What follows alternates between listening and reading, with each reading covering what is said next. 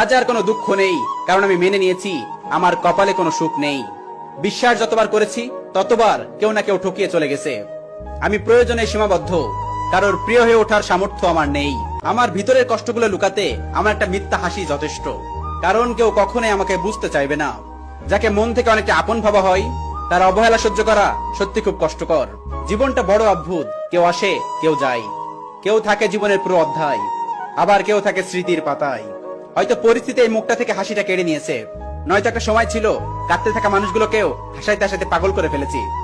ওয়াশরুমে গিয়ে কেঁদে আবার ফ্রেশ হয়ে হাসি মুখে বের হওয়া মানুষগুলো জানে কিভাবে কষ্টগুলো বুকের মধ্যে চেপে রেখে মিথ্যা হাসি দিয়ে সবাইকে বলা যায় আমি বেশ ভালো আছি।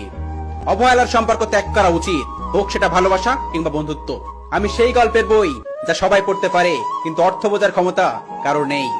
মানুষ কথা দেয় শুধুমাত্র মুহূর্তটাকে সুন্দর করার জন্য।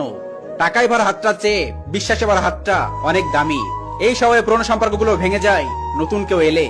আমি ঠকে গেছি তার অভিনয়ের কাছে, তাই আজ হারিয়ে গিয়েছি একাকিত্বের শহরে।